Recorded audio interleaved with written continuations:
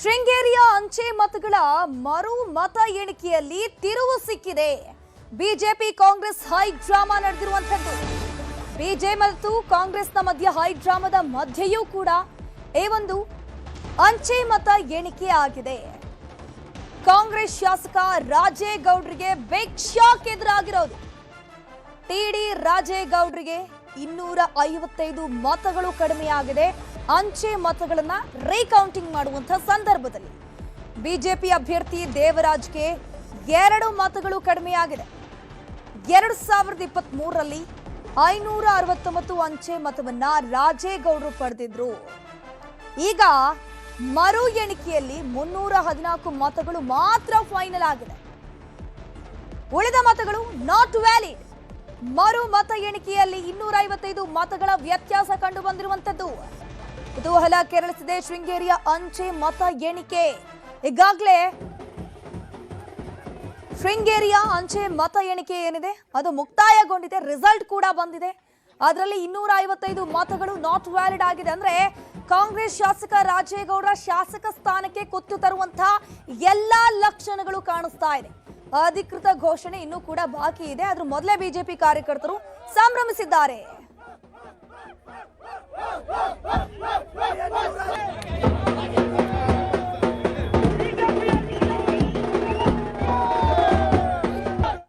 ಬೆಳಿಗ್ಗೆ ಓಪನ್ ಮಾಡಿ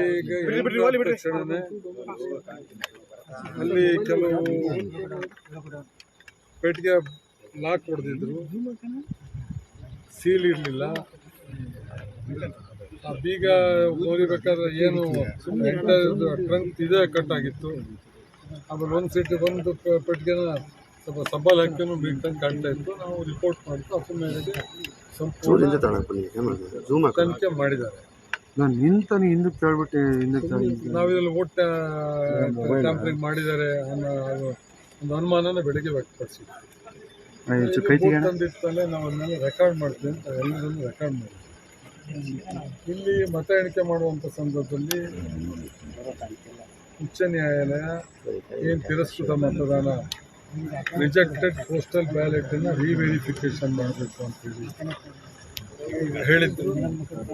ಅದ್ರ ಮೇರೆಗೆ ರೀವೆರಿಫಿಕೇಶನ್ ಆಯಿತು. ಅಲ್ಲಿ ಒಂದು 6-7 ವ್ಯತ್ಯಾಸಗಳು ಬಂದು ಅದು ಹೈಕೋರ್ಟು 6ನೇ ಏಪ್ರಿಲ್ 2026ರಲ್ಲಿ ಒಂದು ತೀರ್ಪನ್ನು ಕೊಡುತ್ತೆ. ಆ ತೀರ್ಪಿನ ಪ್ರಕಾರ ನಮಗೆ ರೀವೆರಿಫಿಕೇಶನ್ ಮತ್ತು ರೀಕೌಂಟಿಂಗನ್ನು ಆದೇಶ ಮಾಡುತ್ತೆ. ಆ ಆದೇಶದಂತೆ ರೀವೆರಿಫಿಕೇಶನ್ ಹಾಗೂ ರೀಕೌಂಟಿಂಗನ್ನು ನಾವು ಮಾಡಿದ್ದೀವಿ.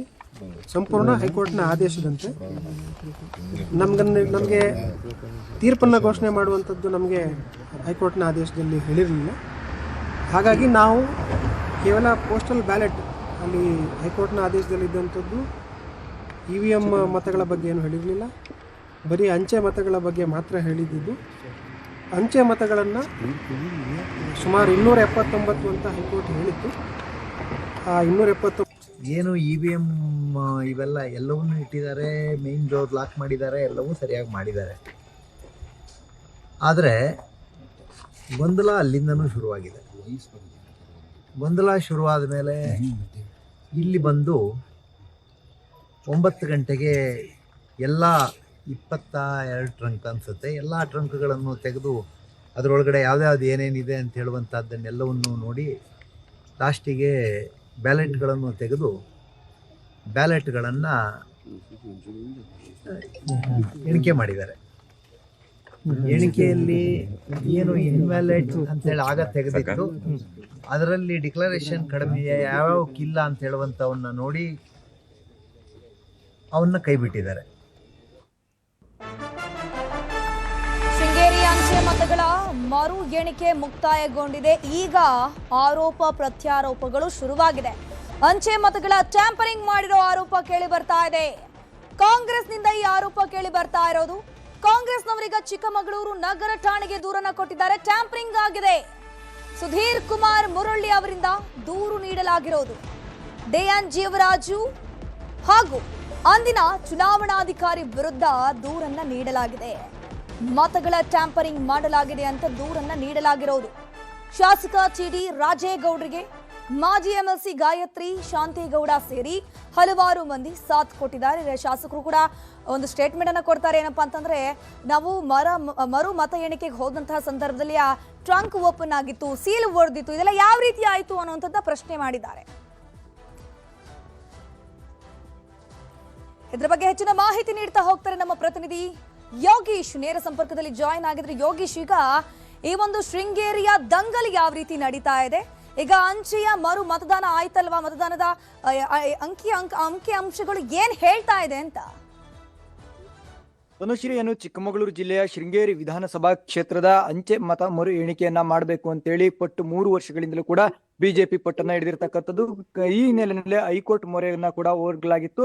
ಆದ್ರೆ ಏನು ಶಾಸಕ ಟಿ.ಡಿ. ರಾಜೇಗೌಡ ಅವರು ಪ್ರತಿ ಬಾರಿಯೂ ಕೂಡ ಅಂಚೆ ಮತಗಳನ್ನ ಎಣಿಕೆ ಮಾಡಬಾರದು ಅಂತಲೇ ಏನು ಒತ್ತಾಯವನ್ನ ಮಾಡ್ತಾ ಇದ್ರು. ಮನವಿಯನ್ನ ಕೂಡ ಮೇಲಿಂದ ಮೇಲೆ ಮನವಿಯನ್ನ ಮಾಡ್ತಾ ಬರ್ತಾ ಇದ್ರು. ಆದ್ರೆ ಏನು ಹೈಕೋರ್ಟ್ ಆದೇಶ ಸೂಚನೆಯ ಮೇರೆಗೆ ಚುನಾವಣಾ ಆಯೋಗ ನಿನ್ನೆ ಅಂಚೆ ಮತಗಳ ಮರು ಎಣಿಕೆಯನ್ನ ಮಾಡಬೇಕು ಅಂತ ಹೇಳಿ ಆದೇಶವನ್ನ ಸೂಚನೆಯನ್ನ ಕೊಟ್ಟಿತ್ತು. ಆ ಒಂದು ಇದರಲ್ಲಿ ಜಿಲ್ಲಾ ಚುನಾವಣಾ ಆಯೋಗ ಈ ಒಂದು ಅಂಚೆ ಮತಗಳ ಮರು ಎಣಿಕೆಯನ್ನ ಮಾಡಿದ್ರು. 279 ಇನ್ವ್ಯಾಲಿಡ್ ಅಲ್ಲಿರ್ತಕ್ಕಂಥ ಮತಪತ್ರಗಳನ್ನ ಸಂಪೂರ್ಣವಾಗಿ ಕೂಲಂಕುಷವಾಗಿ ಪರಿಶೀಲನೆಯನ್ನ ಮಾಡಿ ಅದರಲ್ಲಿ ಬಂದಂತಹ ವ್ಯಾಲಿಡ್ ಮತಗಳನ್ನ ಮೊದಲು 2023 ಚುನಾವಣೆಯ ಮತ ಎಣಿಕೆ ಸಂದರ್ಭದಲ್ಲಿ ಬಂದಿದ್ದಂತಹ ವ್ಯಾಲಿಡ್ ಮತಪತ್ರಗಳೊಂದಿಗೆ ಸೇರಿಸಿ ಮತ್ತೆ ಮರು ಎಣಿಕೆ ಮಾಡುವಂತೆ ಚುನಾವಣಾ ಆಯೋಗ ಆದೇಶವನ್ನ ಮಾಡಿತ್ತು. ಅದರಂತೆ ಏನು ಜಿಲ್ಲಾ ಚುನಾವಣಾಧಿಕಾರಿ ಗೌರವ್ ಶೆಟ್ಟಿ ಅವರು ನಿನ್ನೆ ಬೆಳಗ್ಗೆ 7 ಗಂಟೆಯಿಂದಲೂ ಕೂಡ ಈ ಒಂದು ಚುನಾವಣಾ ಪ್ರಕ್ರಿಯೆ ಆರಂಭವಾಯಿತು. ಆರಂಭದಿಂದಲೂ ಕೂಡ ಏನು ಮೇಲಿಂದ ಮೇಲೆ ಕಾಂಟ್ರವರ್ಸಿಗಳು ಅಂದ್ರೆ ವಾದ ವಿವಾದಗಳು, ಆರೋಪ ಪ್ರತ್ಯಾರೋಪಗಳಿಗೆ ಕಾರಣವಾಗಿರ್ತಕ್ಕಂಥದ್ದು, ಹೈಡ್ರಾಮಕ್ಕೆ ಕೂಡ ಸಾಕ್ಷಿಯಾಗಿತ್ತು. ಇನ್ನು ಸ್ಟ್ರಾಂಗ್ ರೂಮ್ ಅನ್ನ ಓಪನ್ ಮಾಡ್ತಿದ್ದಂತೆನೆ ಏನು ಶಾಸಕ ಟಿ.ಡಿ. ರಾಜೇಗೌಡ ಅವರು ಟ್ರಂಕ್ಗಳ ಲಾಕ್ ಅನ್ನ ಮುರಿಯಲಾಗಿದೆ, ಅವುಗಳಿಗೆ ಸಬ್ಬಲ್ ಹಾಕಿ ಮೀಟ್ಲಾಗಿದೆ ಅನ್ನೋ ಒಂದು ಗಂಭೀರವಾದ ಆರೋಪವನ್ನ ಮಾಡಿದ್ರು. ಜೊತೆಗೆ ಮತ ಎಣಿಕೆಯನ್ನ ಮಾಡೋದು ಬೇಡ ಅಂತೇಳಿ ಪಟ್ಟನ್ನ ಹಿಡಿದಿದ್ರು. ಬಳಿಕ ಅಲ್ಲಿಂದ ಮನವೊಲಿಸಿ ಜಿಲ್ಲಾಧಿಕಾರಿ ನಾಗರಾಜ್ ಇರ್ಬೋದು, ಚುನಾವಣಾಧಿಕಾರಿ ಗೌರವ್ ಶೆಟ್ಟಿ ಅವರು ಅಲ್ಲಿಂದ ಏನು ಬಿಜೆಪಿ ಮತ್ತು ಕಾಂಗ್ರೆಸ್ನ ಎಲ್ಲ ಮುಖಂಡರುಗಳು ಇರ್ಬೋದು, ಶಾಸಕ ರಾಜೇಗೌಡ ಅವ್ರನ್ನ ಕೂಡ ಮನವೊಲಿಸಿ ಮತ ಎಣಿಕಾ ಕೇಂದ್ರಕ್ಕೆ ತರ್ತಾರೆ. ಚಿಕ್ಕಮಗಳೂರು ನಗರದ IDST ಸರ್ಕಾರಿ ಪ್ರಥಮ ದರ್ಜೆ ಕಾಲೇಜಿನ ಏನು ಮತ ಎಣಿಕಾ ಕೇಂದ್ರದಲ್ಲಿ 9 ಗಂಟೆಗೆ ಮತ ಎಣಿಕೆ ಆರಂಭವಾಗಬೇಕಾಗ್ತದೆ. ಆದ್ರೆ ಅಲ್ಲಿಯೂ ಕೂಡ ಮತ ಎಣಿಕೆಯನ್ನ ಮಾಡೋದು ಬೇಡ ಅಂತೇಳಿ ಶಾಸಕ ರಾಜೇಗೌಡ ಅವರು ಬಿಗಿಪಟ್ಟನ್ನ ಹಿಡಿದಂತ ಹಿನ್ನೆಲೆಯಲ್ಲಿ ಅವರನ್ನ ಮನವೊಲಿಸಿ ಮತ ಎಣಿಕೆಯನ್ನ ಆರಂಭ ಮಾಡೋದು ಕೂಡ ತಡವಾಗ್ತದೆ. ಆ ನಿಟ್ಟಿನಲ್ಲಿ ಏನು 279 ಇನ್ವ್ಯಾಲಿಡ್ ಮತಗಳನ್ನ ಪರಿಶೀಲನೆಯನ್ನ ಮಾಡುವಂತಹ ಸಂದರ್ಭದಲ್ಲಿ 12 ಮತಪತ್ರಗಳು ಕಾಣೆಯಾಗ್ತದೆ. 12 ಮತಪತ್ರಗಳು ಎಷ್ಟು ಹುಡುಕಾಡಿ ಆ ಒಂದು 12 ಮತಪತ್ರಗಳನ್ನ ಹುಡುಕಾಡ್ಲಿಕ್ಕಾಗ್ಲಿ ಸುಮಾರು ಒಂದು 2 ರಿಂದ 3 ಗಂಟೆಗಳ ಕಾಲ ಏನು ಟೈಮು ವ್ಯಯವಾಗ್ತದೆ. ಆಮೇಲೆ ಕೂಡ ಮತಗಳನ್ನ 260 ಅಂಚೆಯನ್ನ ಪರಿಗಣನೆಗೊಳ್ಳಲಾಗುತ್ತೆ.